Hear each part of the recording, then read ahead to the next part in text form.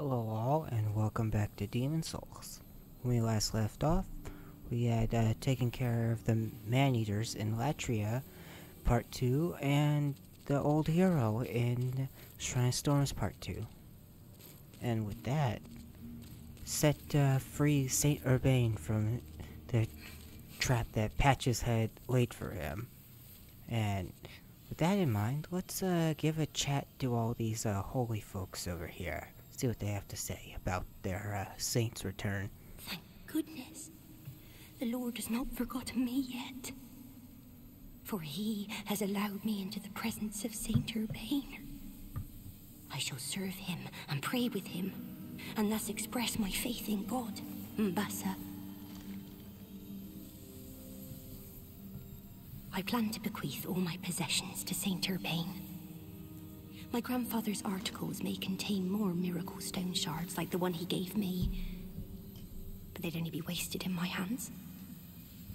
Saint Urbane can hear the voice of God through them.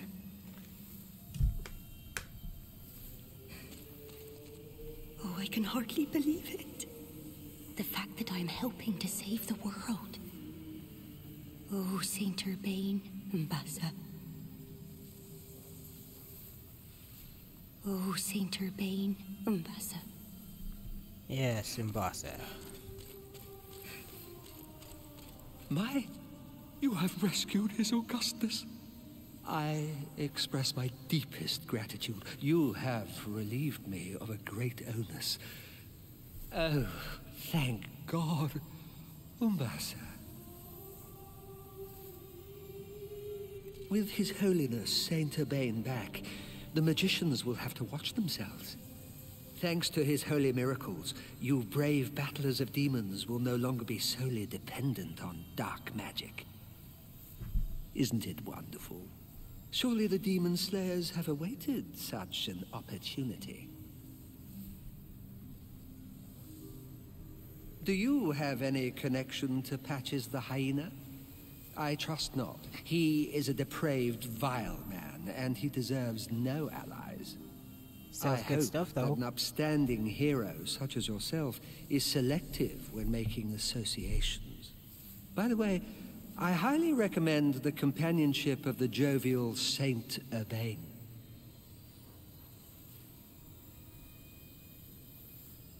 Have you heard the rumors about Astraea of the Valley of Defilement?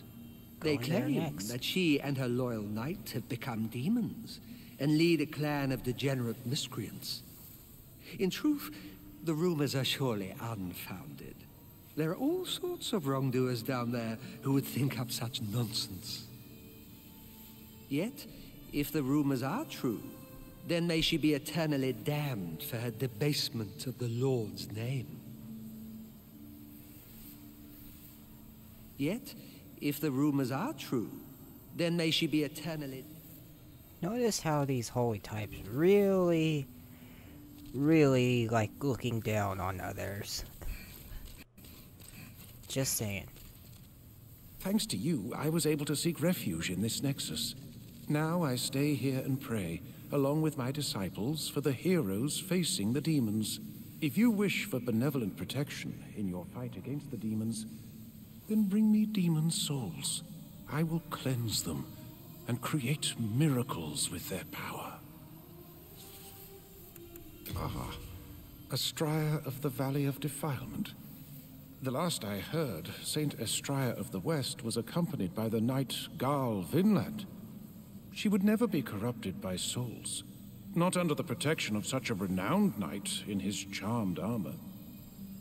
Surely it is mere slander.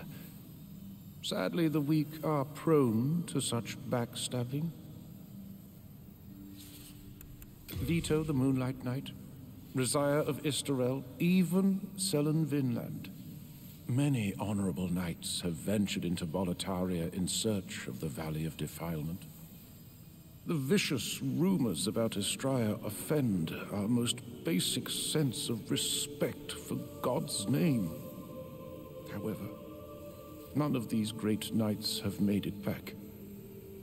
Could it be that that wretched valley is so infested with grime that even our Lord's voice does not resonate there? Or perhaps it is the fate of those left behind by God.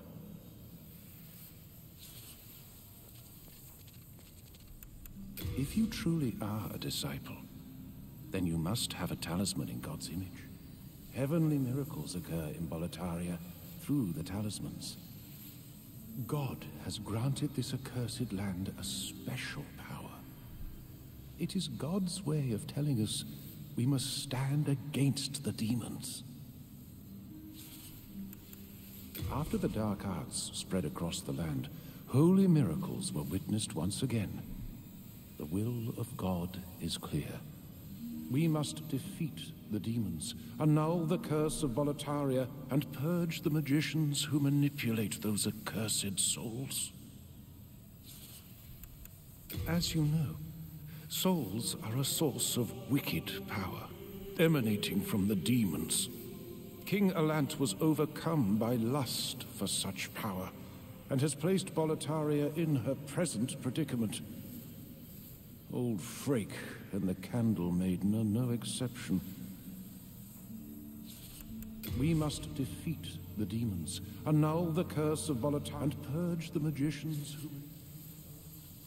So, yeah, talking about, in their holiness, go on some sort of crusade to eliminate, those who practice magic. And despite his interpretations of it, the presence of miracles and spells, one being to counter the other, is not quite how it truly is, and it should be noted pretty well that both are forms of magic and require either a talisman or a catalyst in order to cast.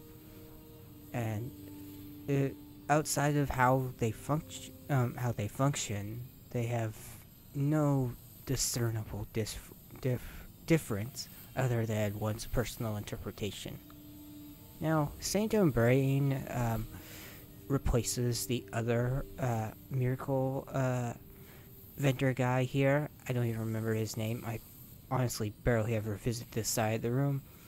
But once you rescue him, and he doesn't come back as far as I can recall, but he's more useful in that he can turn your demon souls into certain miracles. Oops, wrong one. So he sells everything the previous guy did, and now cleanse souls. Second chance. Miracle derived from the soul of the old hero demon. Prevents the caster's death one time. The miracle is a symbolic denunciation the heretical tradition that worships death and the dead. So, essentially, the miracles that he gives based on the demon souls that he claims to be cleansing are sort of religious rebuttals to the pagan worships of the demons that they are associated with, such as the old hero here, who was part of the Shadowman tribe, who had a sort of a romantic association with death and honoring the dead, and celebrating it as a new gateway rather than an end. Regeneration. Miracle derived from the soul of the adjudicator demon gradually restores the caster's HP. This miracle is a symbolic denunciation of the heretical human-devouring adjudicator. Cure. Miracle derived from the soul of the leechmonger demon. Cures the caster of all status ailments. This miracle is anathema to the miasma and disease that gurgle at the defiled base of the valley. And that's all he has for now. Yes, I see. I certainly cannot force you to do anything. But you must remember, souls are a demonic power. It is no coincidence that both types of magic appeared in Boletaria at the same time, along with the fog. Now, we're going to head into the Valley of Defilement once again to one of pretty much the single most infamous area in this entire game. You'll notice I've switched over to the Gloom set, or at least parts of it, because it has the same weight as my Night set, and it has better resistances to Plague and Poison, which are going to be somewhat more abundant here. So, with that in mind, Swamp of Sorrow, Archstone of the Leechmonger Demon. All that is unclean ends up in the giant swamp at the base of the Valley of Defilement. The swamp is a cesspool of putrilage, vermin, and plague.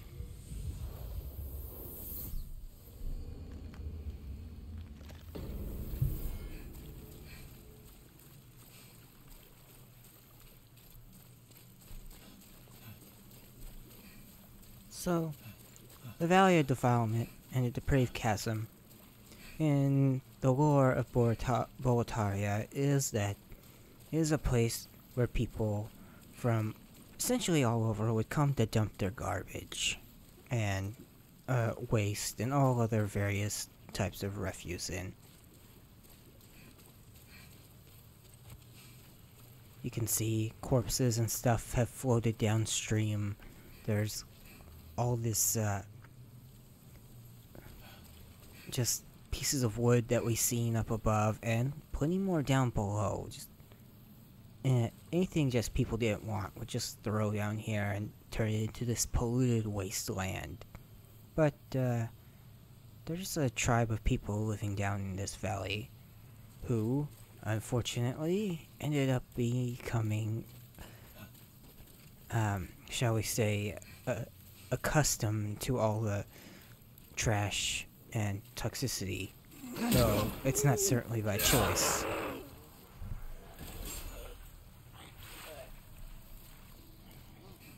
Now, I also have my Blessed Mace here on my offhand.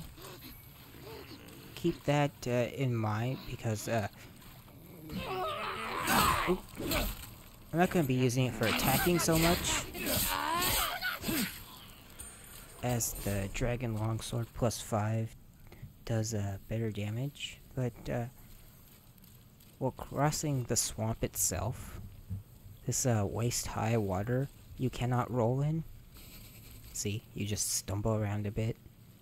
It poisons you, and it also, in addition to making it hard to move. But with the Blessed Mace, the Regenerator's Ring, and the Adjudicator's Shield, you're not losing any health while poisoned out here. And the Gloom Armor allows it to last a little longer before getting the poison. So there you just had the Regenerator's Ring, a second one. You cannot stack rings, unfortunately, so it's helpful if you did not find it in the Shrine of Storms.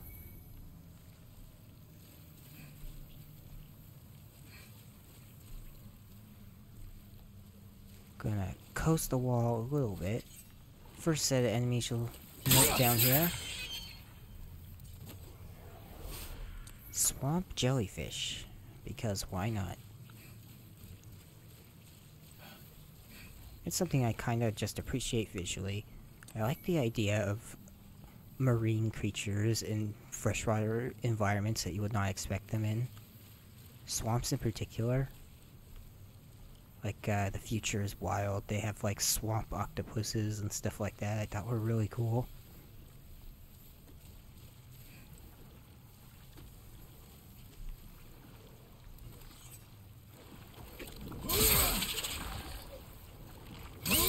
There's an awful lot of them. And they will slowly drift towards you.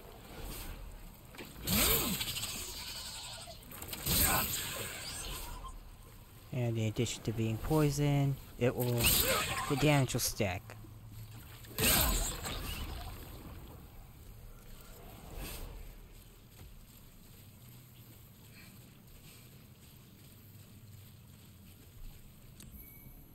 All three of these regeneration items equip the poison will be kept at bay perfectly. But without the poison, of course, you'll just heal past it. Now, a lot of depraved ones in here. Because this is their home.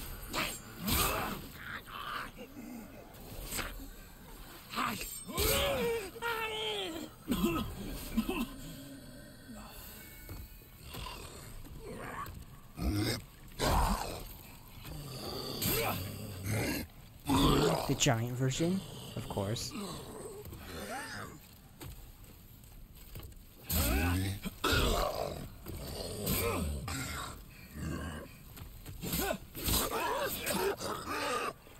Now, when you're in the water, try not to lock on to enemies.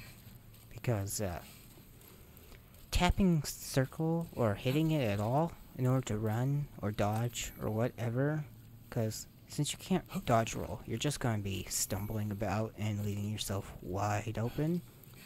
You're going to want to not be locked on, because hitting circle at all does not automatically turn to a run while locked on. It turns into a roll.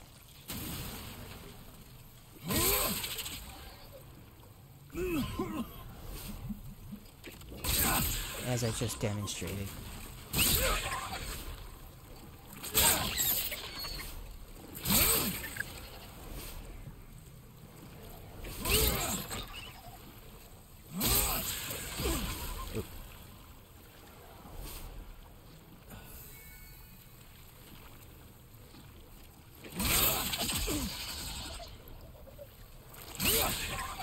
See, there's an awful lot of these, and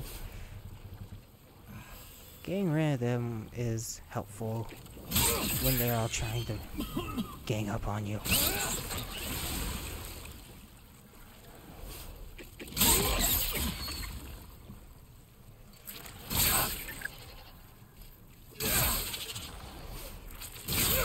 I mean, this place is infested.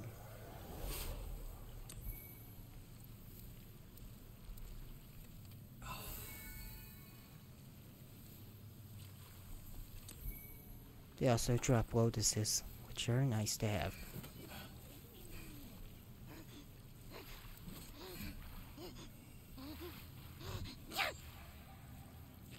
Hopefully I can get these depraved ones dead without attracting that black phantom.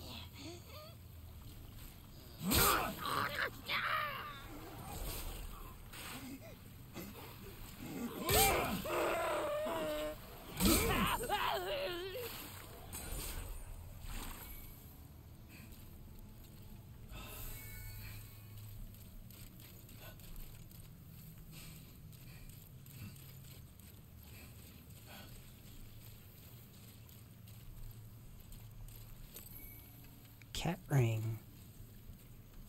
I'm gonna try luring the Black Phantom over to that island so it's a lot easier to dodge and deal with.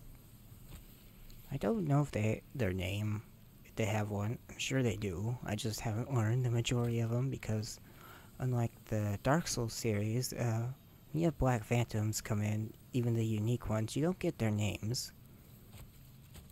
The Black Phantoms in Dark Souls have to invade your world, so you'll get the prompt at the bottom of their name and who they are.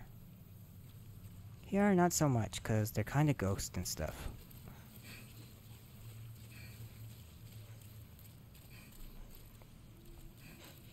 And they are pretty quick in this. They can't roll, much like you, but they can sprint pretty quickly.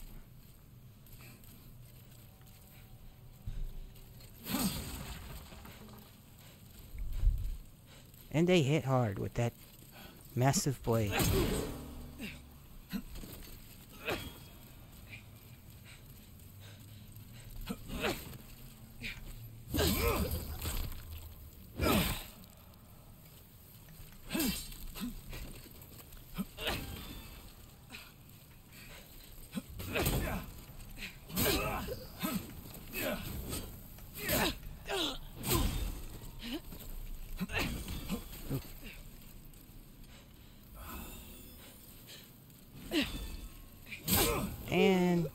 That's a phantom down. Stone ephemeral eyes and faint stone chunk.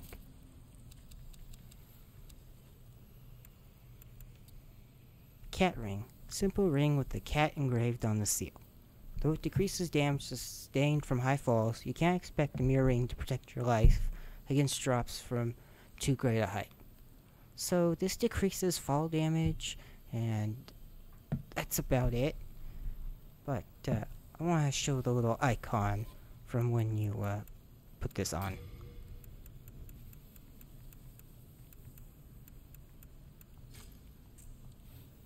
You'll see the little cat image underneath your health bar there. Or stamina, rather.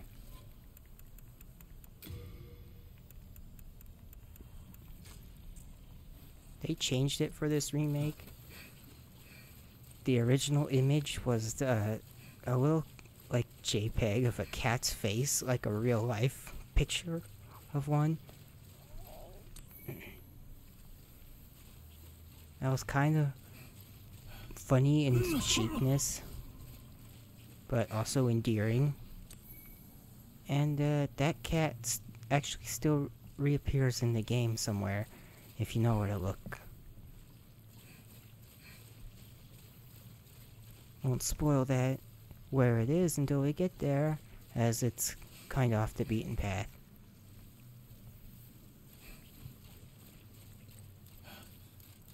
But that cat's face is still in the game. And I greatly appreciate that.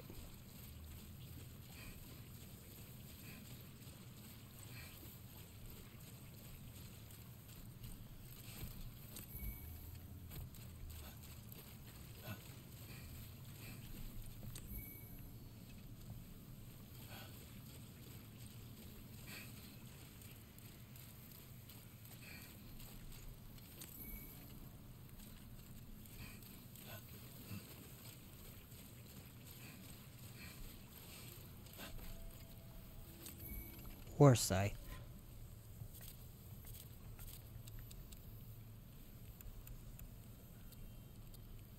A pole weapon used for slash attacks. Pole weapons can sweep multiple targets in a single swing, but are difficult to handle and require both strength and dexterity to wield properly. Broken sword, straight sword with broken blade, covered in rust, crusted with blood, and utterly blunt. I also brought my longbow for a couple instances where that's going to come in handy here, and some arrows. But with this regeneration combo, you can just, as long as you're not in active combat, you can just wait out the poison. That way I'm not wasting the lotuses, unless I'm actually about to fight something.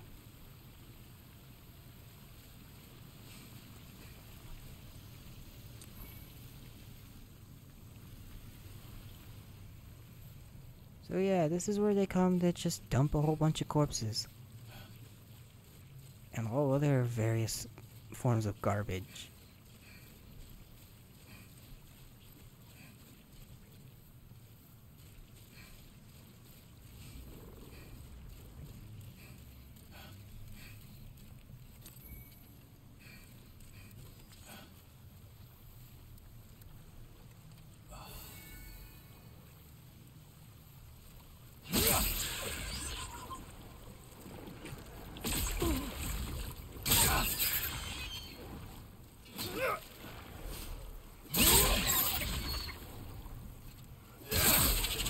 So many jellyfish.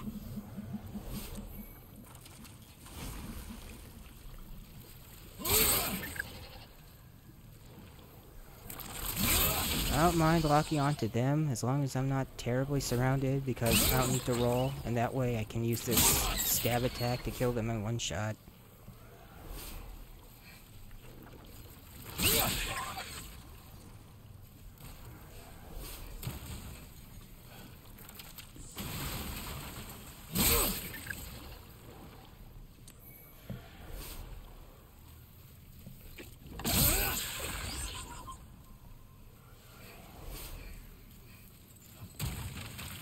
But yeah, you're seeing garbage like old doors, pieces of wood, old pottery, barrels, crates, old nets.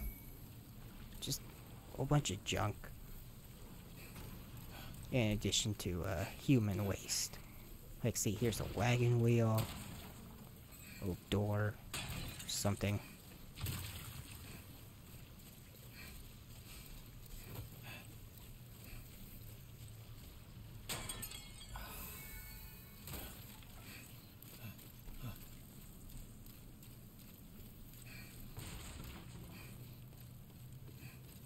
And on to part 2 of the zone.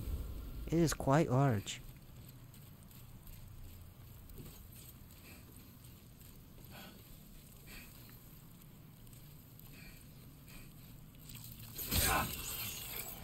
And giant mosquitoes. Because what fantasy swamp would be complete without them?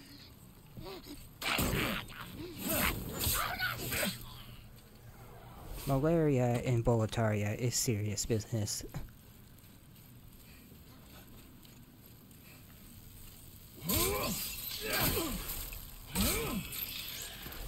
This is probably what happens in Florida, because I heard they released a bunch of genetically modified mosquitoes.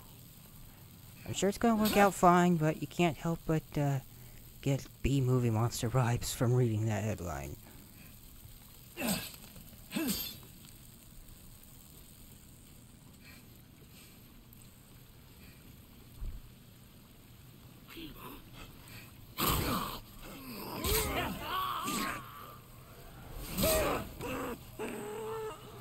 See, if the people of the Depraved Chasm are all wearing masks, you can do it too. It's not that hard. And they're wearing the old Plague Doctor mask, which I really enjoy. It's great to have a whole set of enemies like that. Fun fact about that, it's often believed that the old beak shape and everything was like sort of a medieval gas mask sort of deal. Used to filter out the air and everything. Well, this is only partially true. In real life, they were actually stuffed with herbs and everything, and other like scented plants.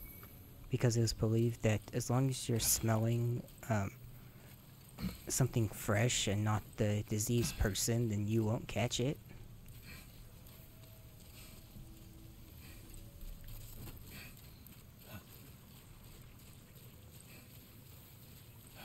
So it's not quite how popular culture depicts it, but it's still interesting nonetheless.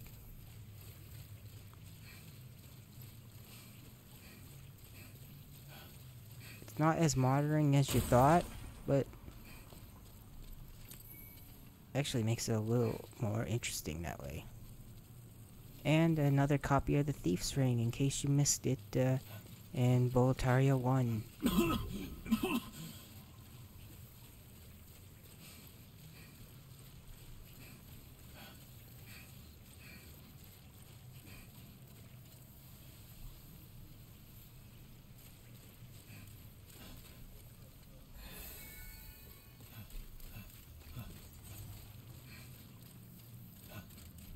More mosquitoes.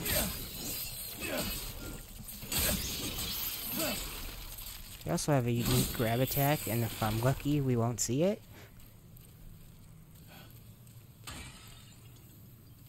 Just saying.